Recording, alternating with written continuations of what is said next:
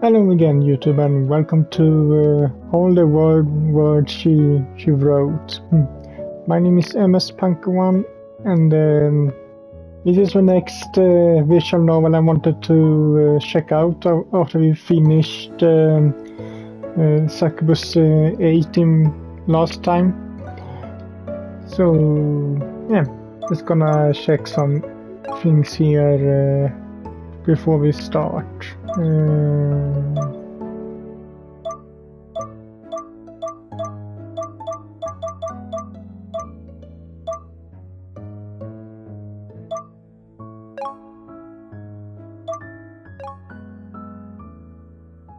So that isn't too loud.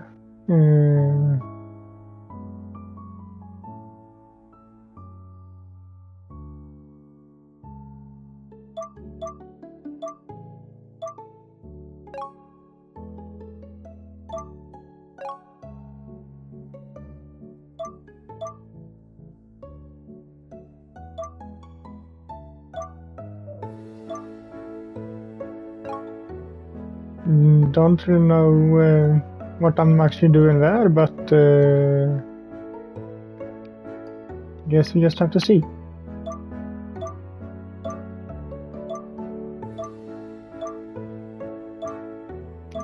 Okay, now I can't even see where I am.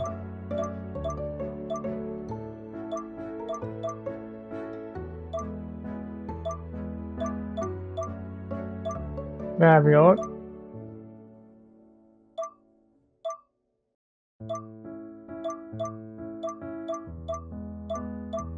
What? Can't I just back out normally?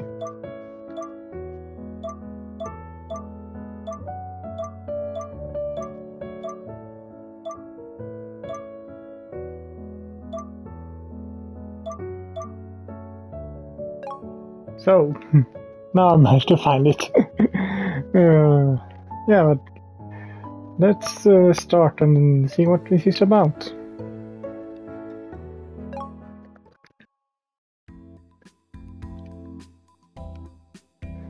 Okay, since I don't know which character is mine, I just have to read one. Here is a slice of lemon cheesecake. Thank you very much for your patronage.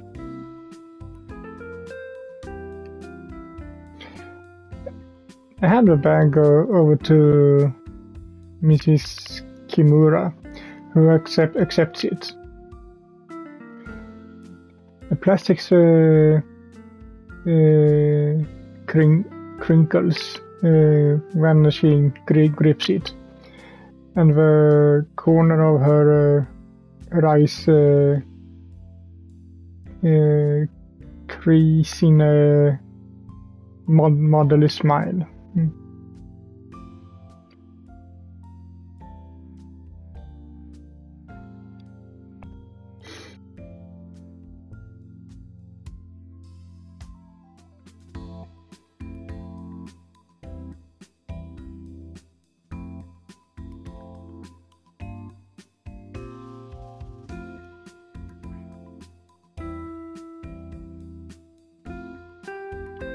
He said she had a bad day at school.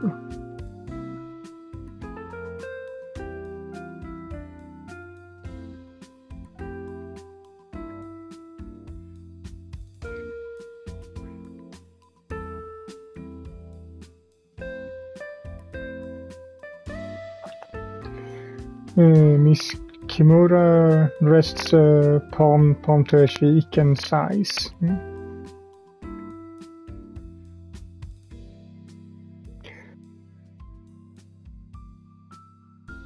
I want to say, is it Miss or Mrs.?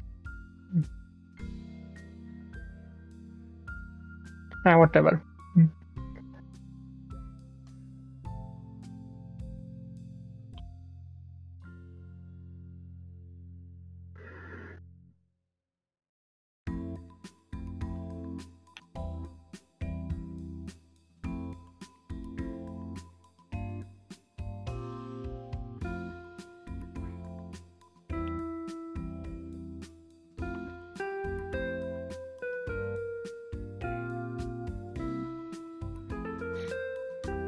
What a yerk. Okay, I'm guessing I am we are the girl to the right, but according to the expression. A scowl upset on Mio's behalf.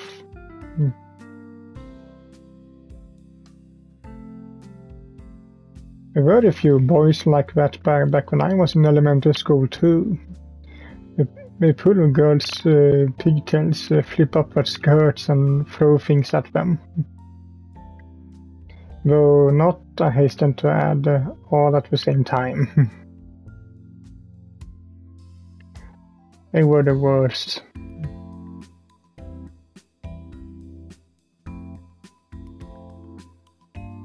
Yeah, we are apparently since I'm guessing we play as Mio or whatever her name was, we are the one on the right.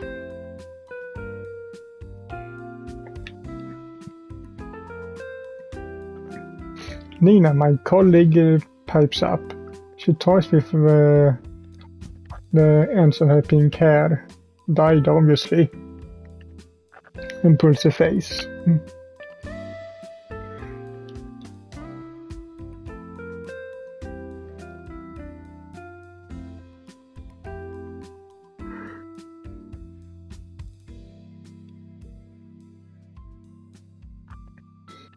Miss Kimura laughs.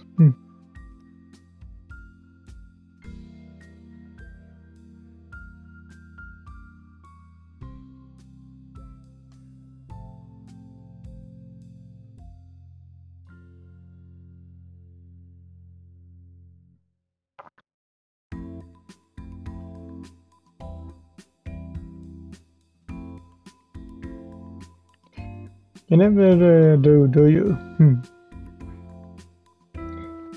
It's rarely polite to bring those types up in conversation, even if we talking in a strictly figurative sense. But it seems especially unfitting right now. Nina and I both work at this fancy chain bakery, which is fairly popular among families.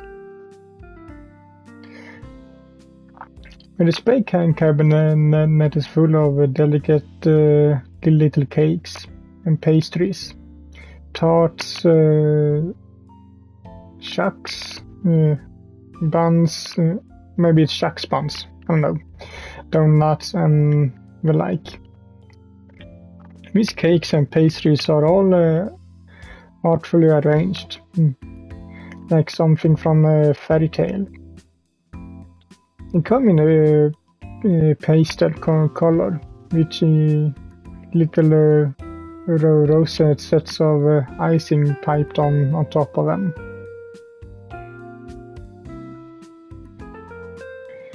They were sort of desserts that look so cute you feel guilty about eating them. They're way too neat and sweet to bear any relation to the peculiar part of human anatomy that Nina mentioned. You should think before you open your mouth, Nina. All sorts of nonsense come spewing out otherwise. Why don't you take a few tips from me? I always mind my manners.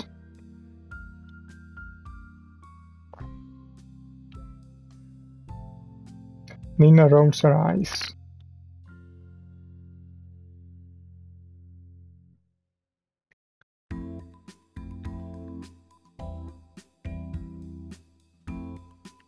Well, if you're offering.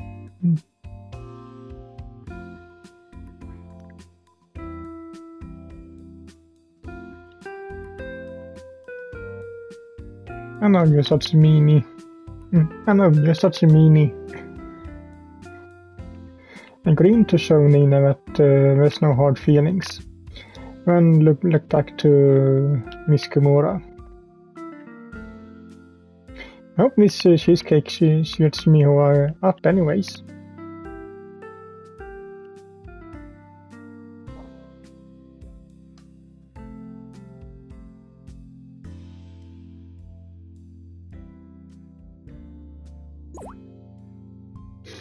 Okay. Art change? Not literally, I hope. Wait, what? Oh, to die for, I'm guessing.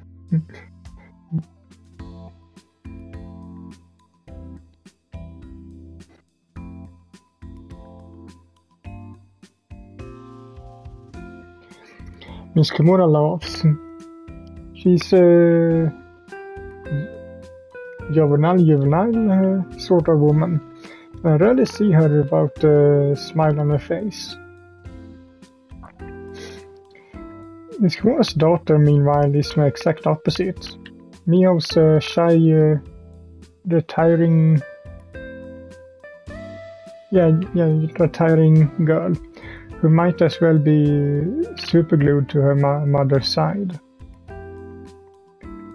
She's forever hiding behind Miss Kimura's back whenever she accompanies her to Blue Mountain. I think Miho might be a bit afraid of Nina, what with her dyed hair and her manicured nails. But no, that can't be right. Mio hides behind her mother's back when I'm working with Sakura too. And Sakura's distinctly non-threatening. Maybe Mio's afraid of everyone, full stop. Or maybe it's just you. Or us. Is that why she gets picked on at school so much?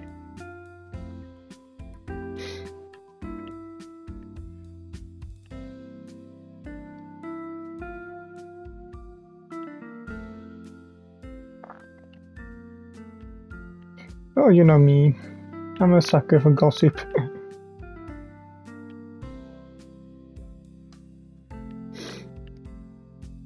That's the most interesting kind.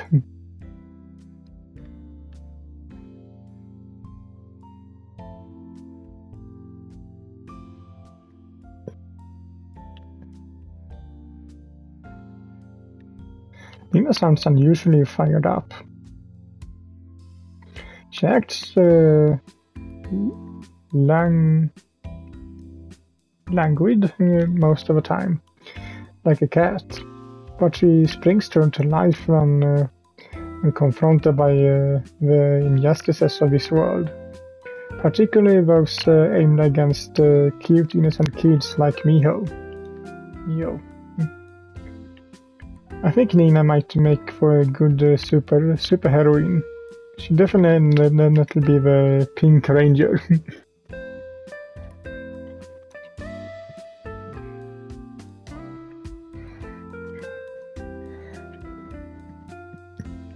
Nina catches herself before she can utter another expletive.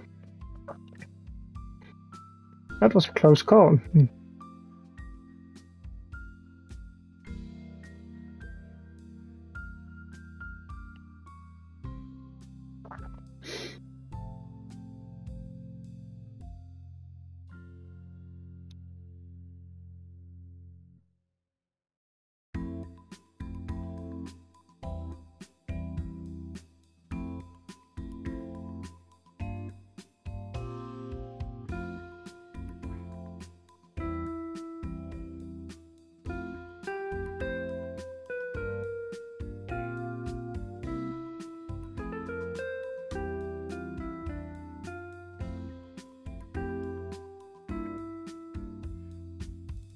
It's fine, it's been a slow day. Miss Kimono's the only person here other than Nina, and she doesn't count, she's the customer. You're not a bother at all.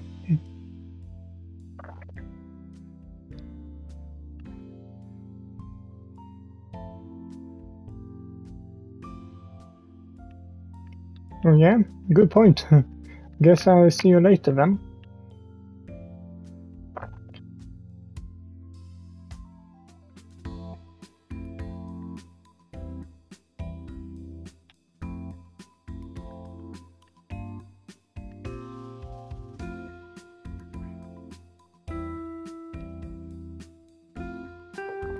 Laughing, Miss Kimura turns on her heel to leave. I watch her depart, the bell above the door jingling as she pulls it open. With Miss Kimura gone, Blue Mountain feels decidedly less homey. It's strange, I ponder, that there are no other customers around at this hour. This branch of Blue Mountain is close to a train station, which means it's almost always busy. Most customers step into this store and place their orders in double quick time. All hurry. Hurry, hurry, hurry.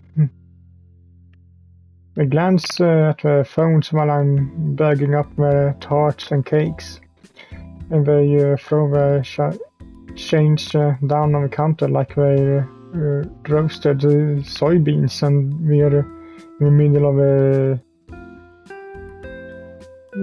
setsu bun. What gives? I prop my shika up with one hand, my elbow resting on the counter, and sigh.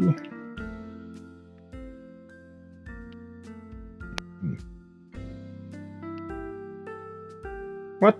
Oh. I brush Nina's concern aside with a wave of my hand. I'm fine, yeah.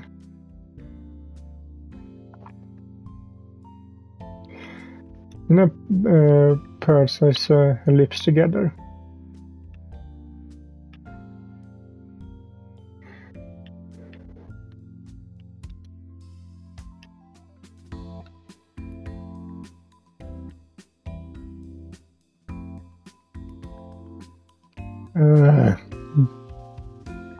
I pull a face. Do I have to?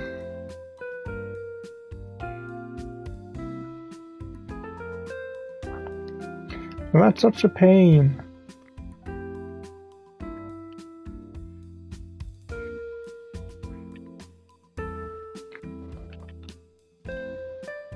So, not quite everything.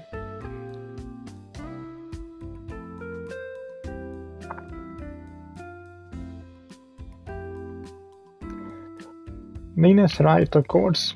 There are different, definitely tasks I could be tending to during this lull in business. But if I'm being frank, I don't have a motivation. It's a recurring problem with me. I think it started back in elementary school. I've always been lazy. It's too late to change my ways.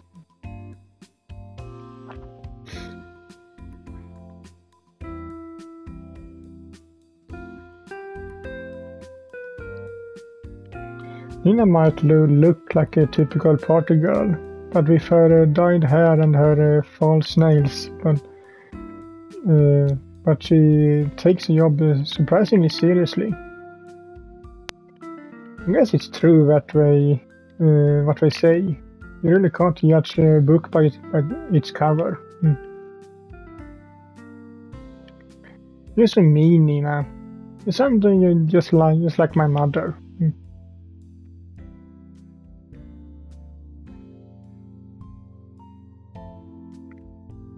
Not as much as you used to. It was real bad back in high school, though.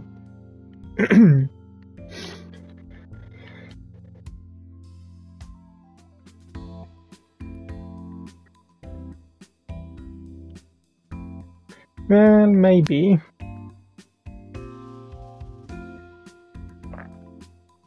Nina shakes her head.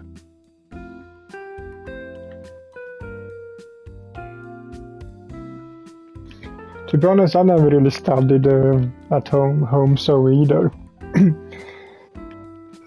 I was thought that schoolwork you do in school, and at home or outside of school you have something called the life, which the teachers or teachers in general Rarely or almost never as I realize.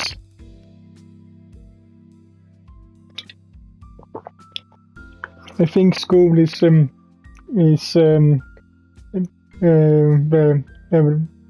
everything in life.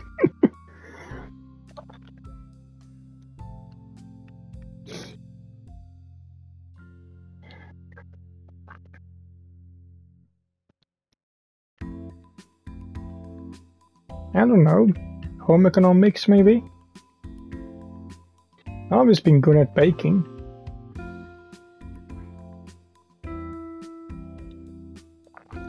Don't even get me started on those. Can't remember math equations for the life of me, or a precise date of a siege of Nagasaki. Not what it really matters. I've been out of high school for 4 years, and I never once needed to expand any simplify a set of brackets, let alone rattle of facts about the Sengoku era. Starting to suspect that maybe my teachers and my parents were lying to me. Math is only really important if you want to be a math professor, or maybe a professional chess player, and I can't even pretend to be interested in either of these occupations. Ancient history, meanwhile, is not my forte. I don't see how any of these old wars and rebellions from hundreds of years ago have any impact on my life. Can kinda agree with her there, at least with the math things. As long as you can at least count basic things, you are alright. You don't need all the other things. As long as you can count to, say, 1 to 10 or something, you don't need anything else. History, meanwhile, can be quite interesting. Or important, since so we don't risk of repeating some things.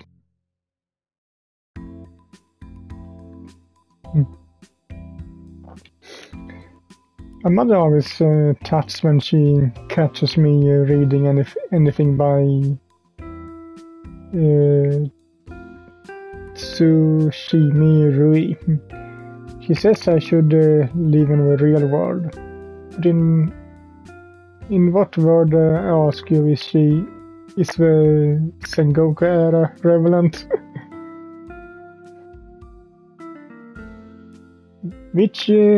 What years was the Sengoku era? I think it was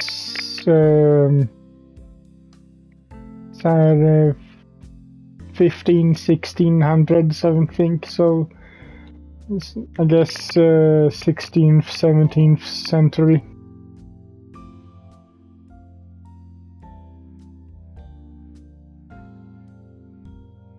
It's Sengoku era beginning or end of that Neo takes place, I think.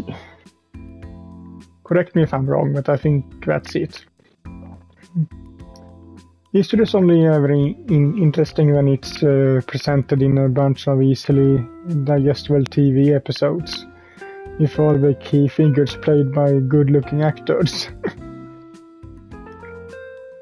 Most of the stuff I learned at school was utterly useless. That's why it never stuck. It's all irrelevant. That's what I think, at least. Or maybe I can only afford to think like this because I never intended to go to university from the get-go. I've always known I'm not academically minded. I think my teachers knew that too, which is why they stopped haranguing me over my subpar test score. He knew there was no point. I was already a lost cause.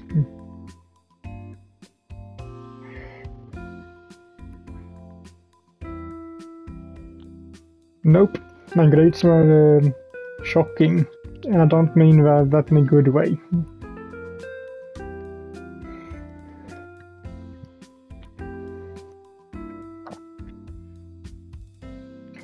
We had a big name establishment like Tokyo University, not even the smaller, decidedly less glamorous institutions with only a few thousand students would want to take me in.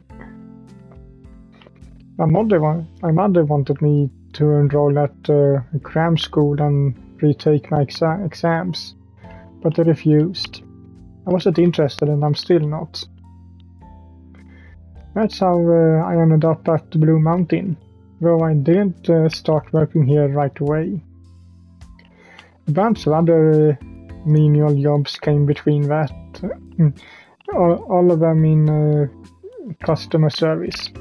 First I worked at a convenience store, then at a second-hand bookstore, then over at Petit Jardin. I had so many jobs over the last 4 years, I can't remember all of them. I'm pretty fond of Blue Mountain though. It's quite classy for a chain bakery, and the uniforms are cute. The pay is not incredible. I'm not going to be a billionaire anytime soon, but I don't mind it. Life's so short, so I'd rather spend my time doing things I enjoy. Not what I love, because customer service jobs. They're not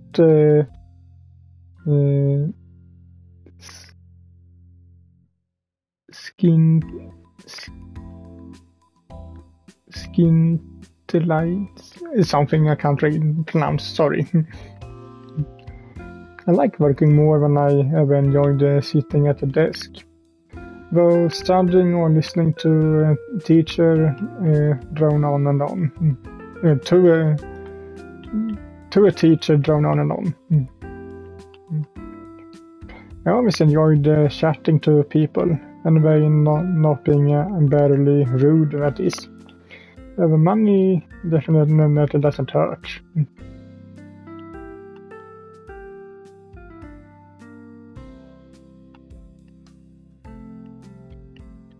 Not really.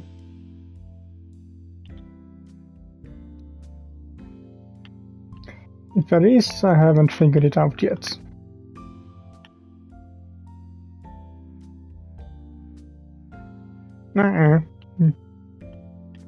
I shake my head. My future problems are for the future me to solve. The present me is perfectly happy with the way things are right now.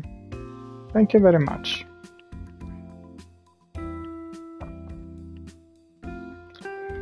Nina whistles.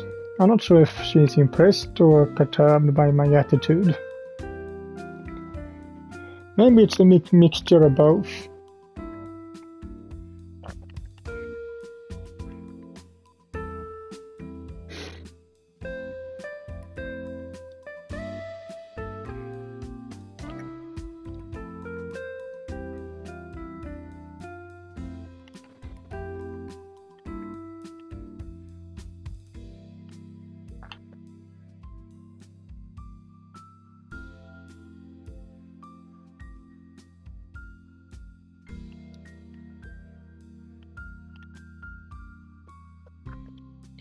Nina's always making to-do lists on her phone, which she whips out during lulls or I guess breaks in the workday.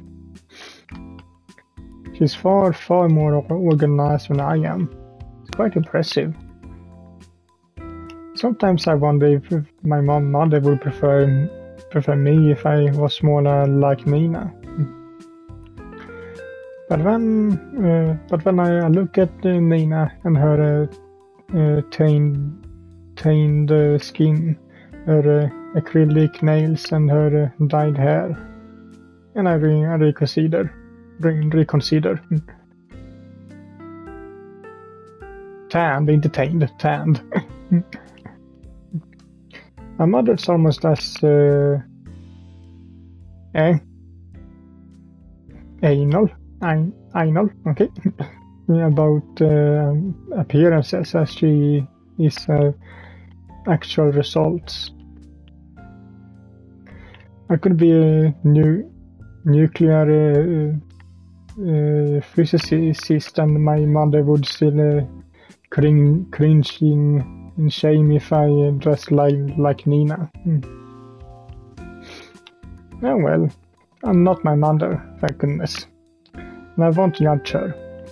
Who, your mother or Nina? You're such a good girl. Are you sure you don't want a gold star?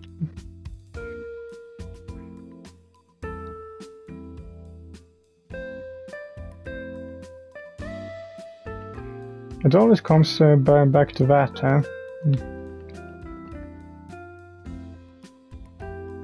A sigh. Why do I have to sweep the floor anyways?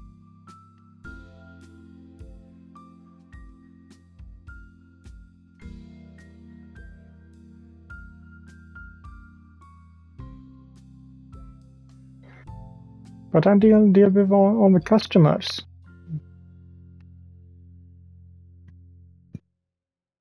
Nina raises an eyebrow.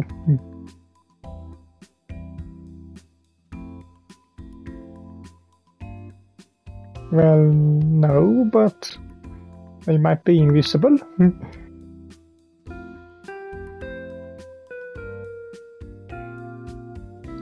Boo, you really are a meanie. I look to the door anxiously, hoping customer will trundle in, but of course they don't. It really is quiet today.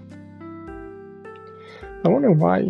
It's a little after 5 p.m. It's 17, according to the clock on the wall, which is smack dab in one of our busy periods. We usually get our biggest inflow of flux of customers during the lunch period from around 12 to 13, and again between 17 and to 18 when people start heading home.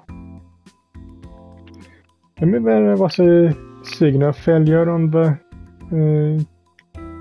KQ main line. That might explain the distinct lack of businessmen and women in their crisp black suits, desperate for something sweet to invigorate them after a busy day. Groaning, I pull myself upright and stretch. I mean to get started on the busy work, really I do, but... Oh? The telltale ring of a bell above the shop's door makes me pause. I abandon my plans and bound back to the counter, all smiles.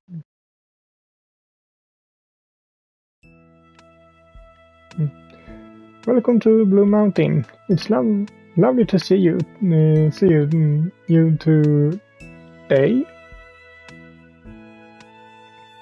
I launched into the greeting spiel. My boss drilled into my head on autopilot, but by my words falter once my brain registers who this customer actually is. Is it Mom?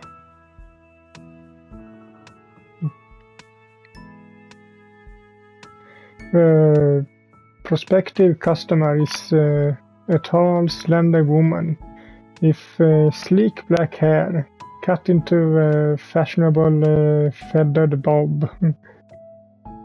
Her eyes are made up, the lips careen, and she's wearing a pinstripe suit. Very fashionable.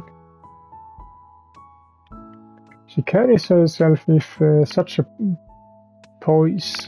She looks a bit like a model. But I know you'll not find her in the pages of any magazine. This woman is no regular to Blue Mountain, but I recognize her regardless. It's my aunt, Sai. No, it's not her mom, but close enough. Auntie. I've been. My voice more effusive than once it was. It's been a while. It's good to see you.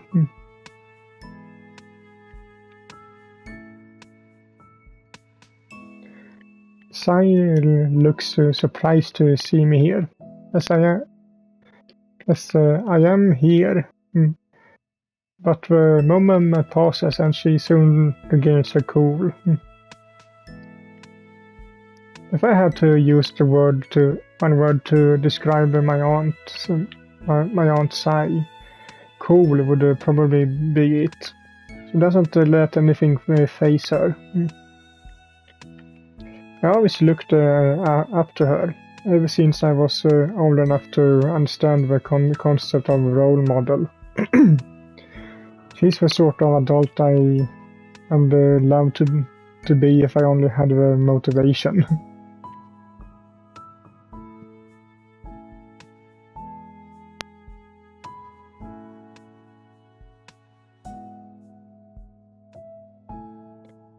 Oh, I quit that job a few months back. All the screaming kids were driving me insane.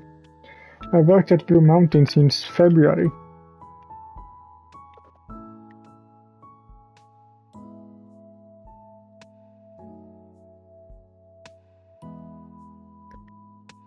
Sai smiles, a dark lipsticky smile.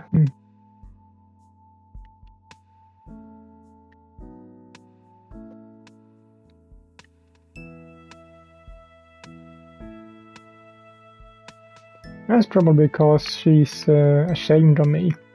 She still wishes I'd gone to university.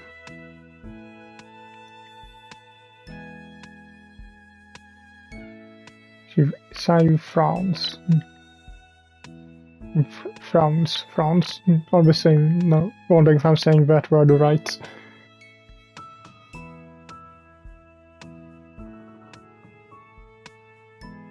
I told her a bunch of times, but it never seems to stick. My mother's pretty stubborn. She thinks everybody's got to march to her beat, to the beat of her drum.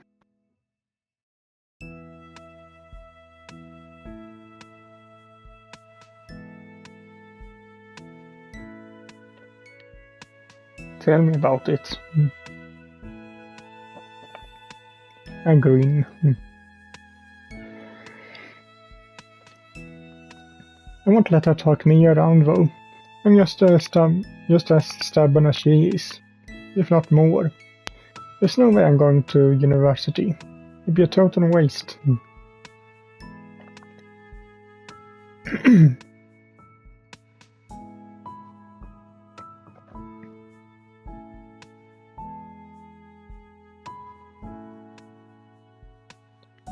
That's what I keep saying. My mother never listens to me though. Maybe you could try speaking to her on my behalf.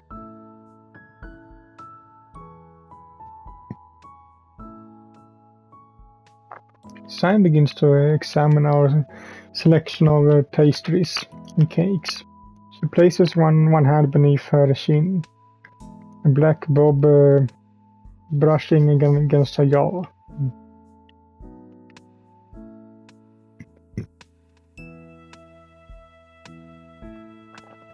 Nell looks at me curiously.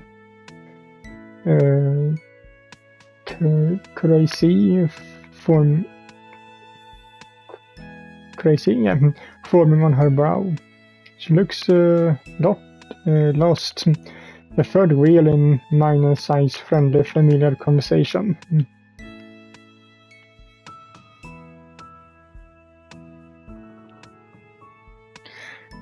Nina murmurs this under her breath so I can't hear her.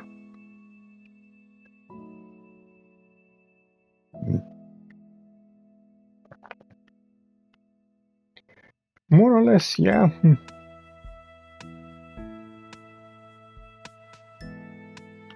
The frown on Nina's brow deepens further still.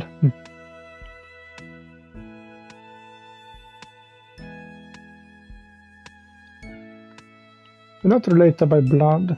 She's my mother's friend from university. I saw her so much as a kid she might as well be my real aunt. Though that's why I call her auntie. Her real aunt, though. That's why I call her auntie.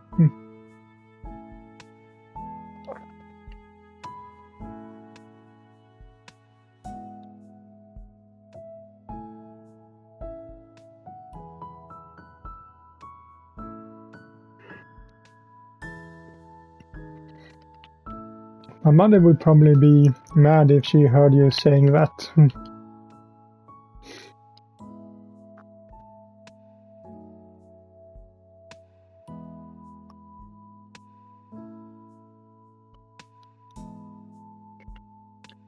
Sai's voice cuts through mine and Nina's whispered conversation. She raises her head when ask me a question.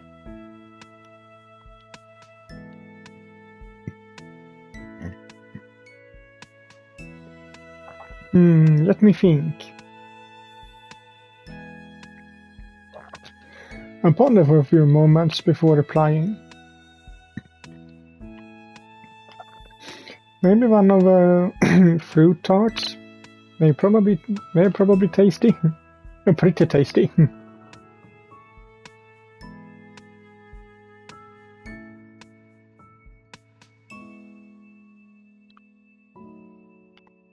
She does, yeah. She likes most sweet things, though she says she's on a diet.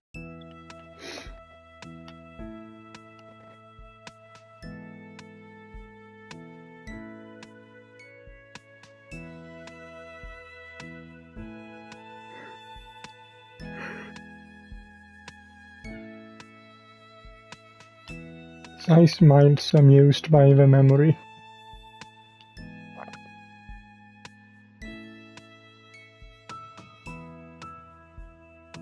Coming right up.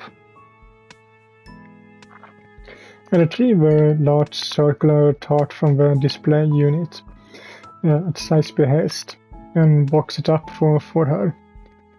I take great pains to tie the decorative ribbon about the box as neatly as possible. Do you need anything else?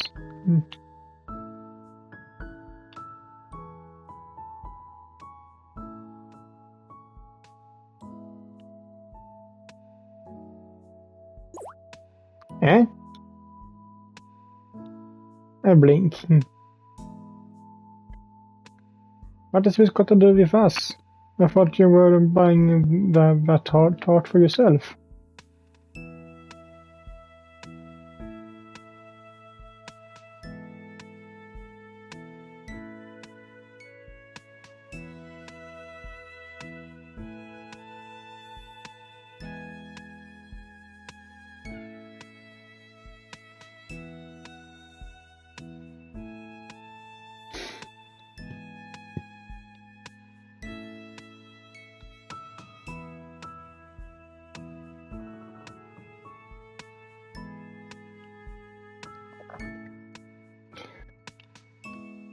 That'd be pretty convenient, but I've still got a while until my shift ends.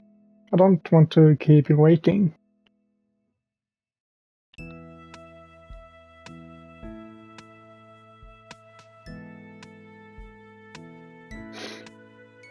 Are you sure that's alright?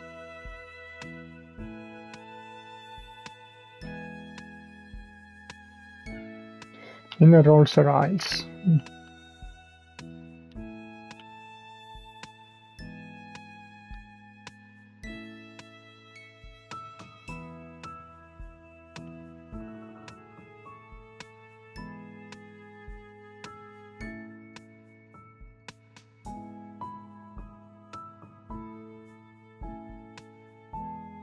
Nina!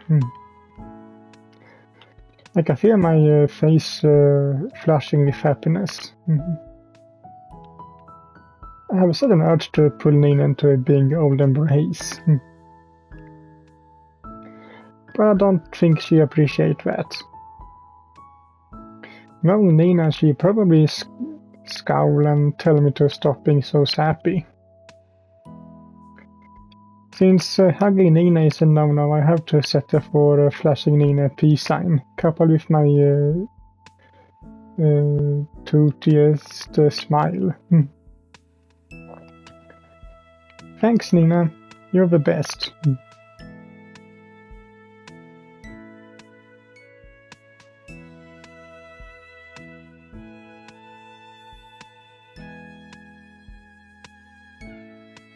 Okay. I agree enthusiastically, without missing a beat. It's been so long since I last saw Auntie Sai. She's been buried under an avalanche of work recently, or so I heard. I wonder what compelled her to come all the way out here from the fancy office in Shibuya, out to Kawasaki. It's all very intriguing. But I guess I'll find out soon enough.